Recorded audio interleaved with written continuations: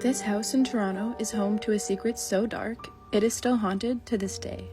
The story goes that William Malis Christie started his Christie Cookies business and rose to fame through hard work.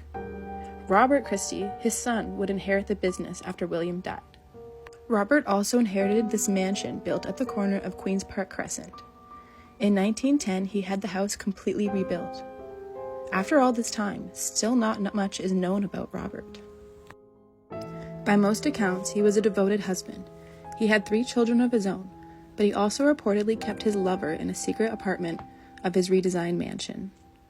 To us, though, this doesn't really seem like a lover situation, having kept her secret for years in this house. She was placed in a room with a bathroom hidden by secret panels to keep her out of sight and sound, yet right under the nose of his family. Food was brought to her by a paid servant, and she was unable to leave the house, no matter what. This would go on for some years, until either out of neglect or insanity, she sadly took her own life. Her body was taken under the cover of night, and is said to be buried somewhere on the grounds of Queen's Park. By this time, Robert had not continued his father's legacy in business, and slowly began selling off assets. Robert would die in his home on June 13, 1926, of an unidentifiable illness. An account said that it was the same illness as his father, and he was 57 years old. Do you think maybe it was the guilt that made him sick? Or maybe he was being haunted by the woman he kept hidden in his house?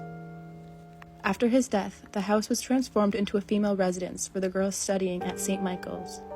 This, of course, came with a lot of ghost stories. And they say that if you enter room 29 all by yourself at night, the door will swing shut behind you, and you will find it locked.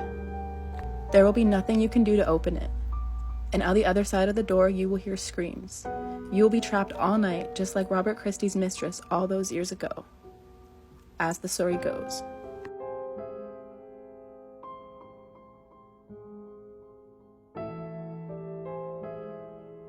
This allegedly happened to a female student studying here, but now we've read that the room has been converted into something else.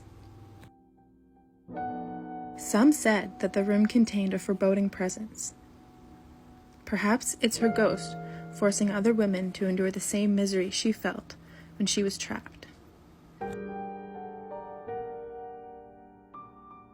Others believe that the lingering spirit is actually Robert, and that his malevolent soul continues to do harm even beyond the grave. Now the Christie Mansion is part of the U of T campus, and is a spot where many students go to study. But we want to know what you think. Have you been to this spooky house in Toronto? Was she a mistress or a prisoner? Let us know in the comments.